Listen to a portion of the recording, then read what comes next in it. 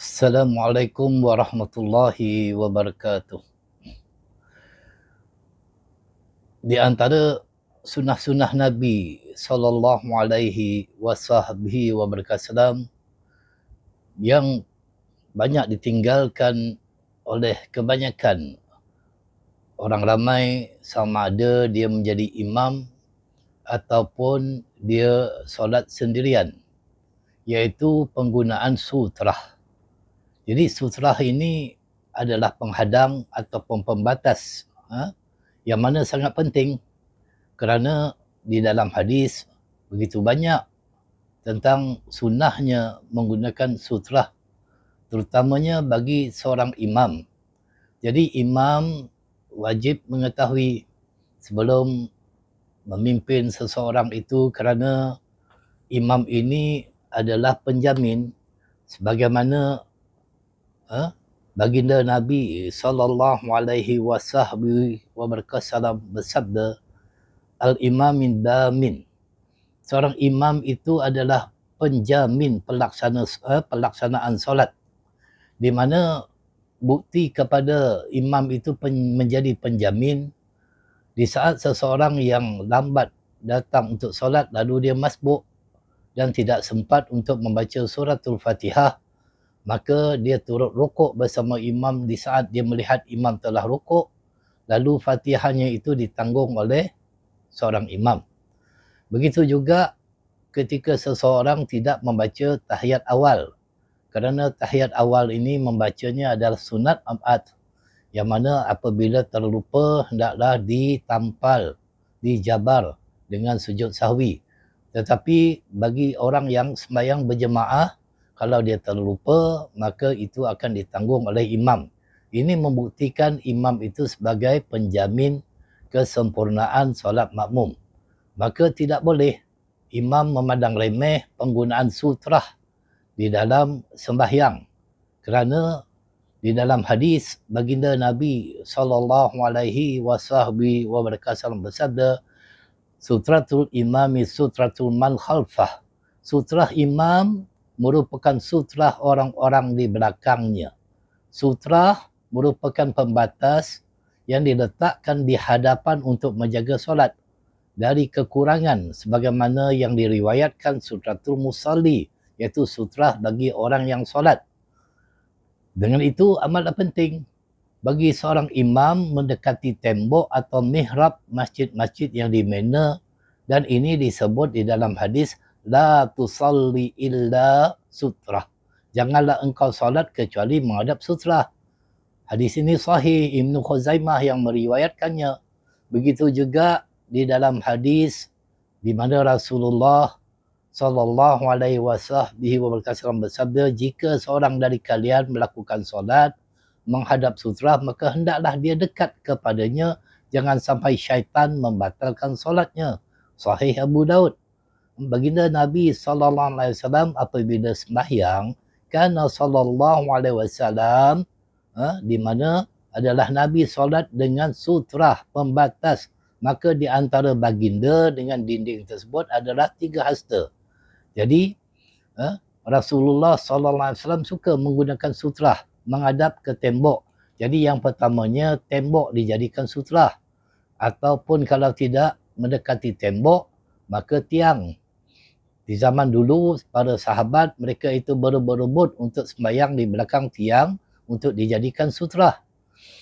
Kalau tidak ada tiang, maka letakkan sesuatu di hadapan, seumpama stand Al-Quran yang biasa kita letakkan, ataupun meletakkan rehal di hadapannya. Maka sangat penting, kerana di dalam satu lagi disebutkan jarak di antara tempat sujud baginda dengan dinding adalah lebih kurang, cukup untuk dilalui oleh seekor anak kambing. Jadi antara Rasulullah dengan dinding itu begitu dekat. Ini yang tidak diambil berat.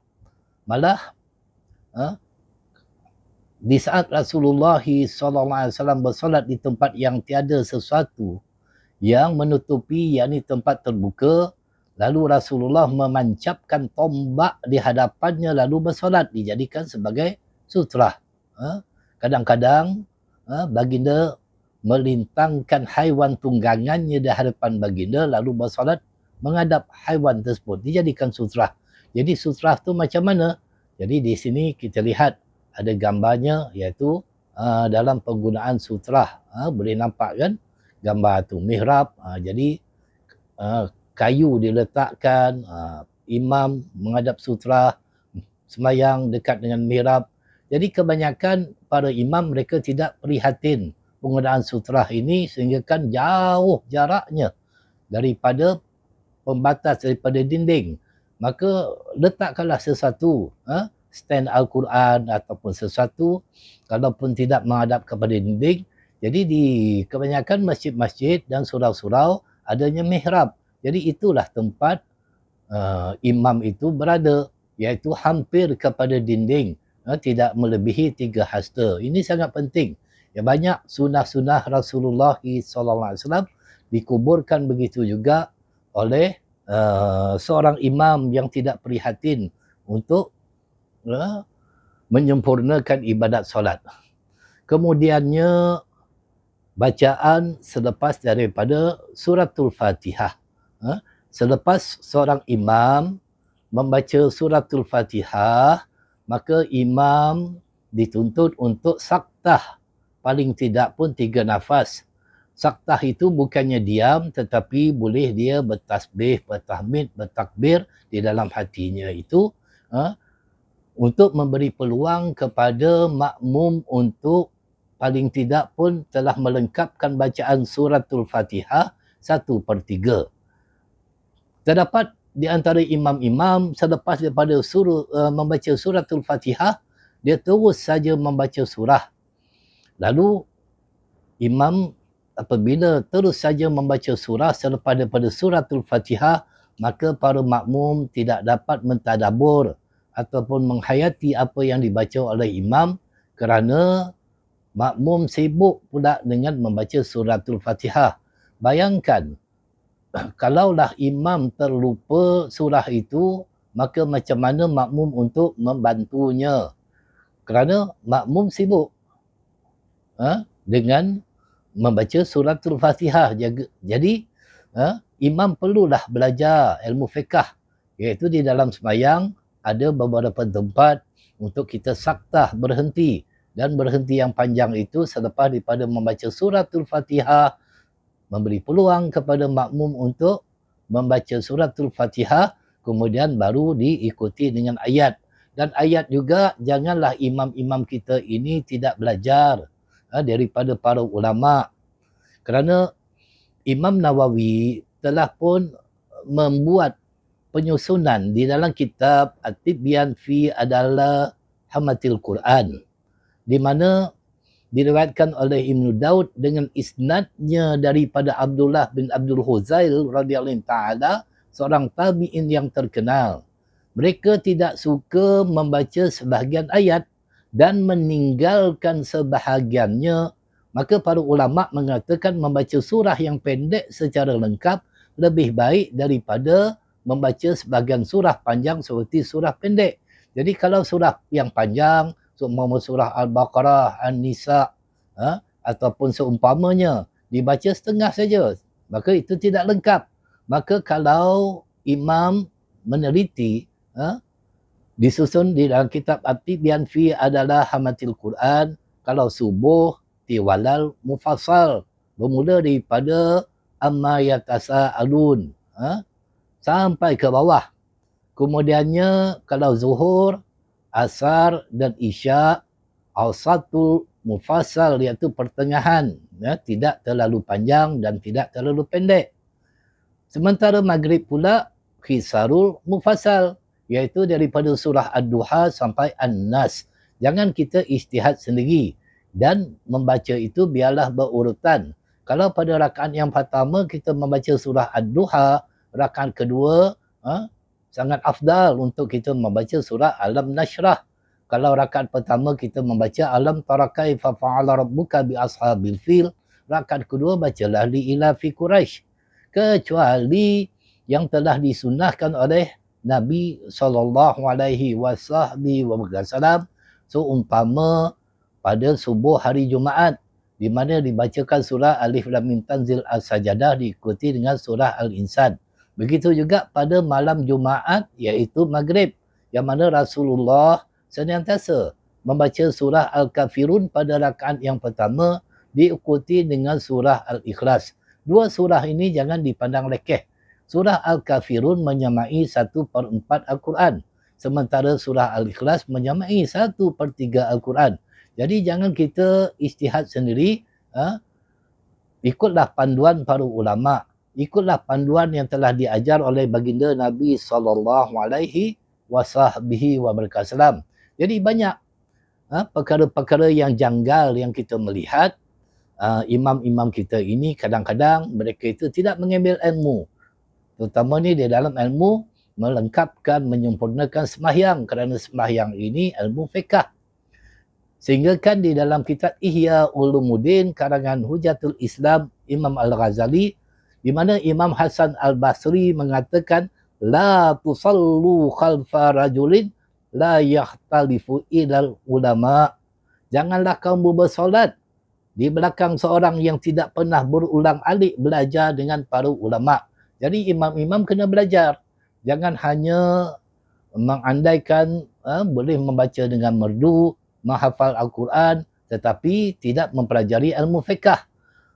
Imam An-Naqai rahimahullah ta'ala menyebutkan masalul ladzi ya'ummun nasa bighairi ilmin masalul ladzi yaqilul ma'i fil bahri la yadri ziyadata min nuqsani. Perumpamaan bagi seorang imam bagi orang ramai di dalam solat tanpa ilmu, iaitu ilmu fiqh, mesti belajar.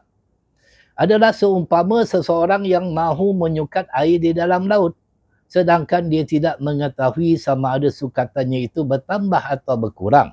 Ini juga diletakkan dalam kitab Ihya Ulumuddin. Lihat, begitu prihatinnya para ulama kerana imam ini menjadi pemimpin. Jangan sampai kita memimpin jemaah tetapi kita tidak menyempurnakan sembahyang dengan betul. Jadi saya berpesan, tuan-tuan imam, di saat ada pengajian dan sebagainya, hadirlah.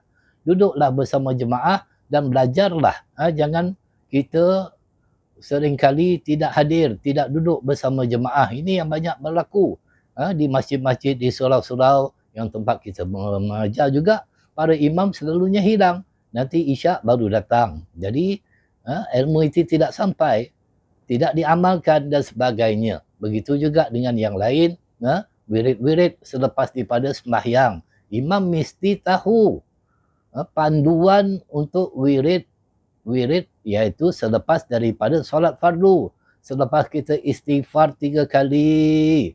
Kalau subuh dan maghrib dibaca la ilaha illallah wa la syarika lahu lahul mulkul hamdu yuhyi wa yumiitu wa ala kulli syai'in qadir sebanyak 10 kali.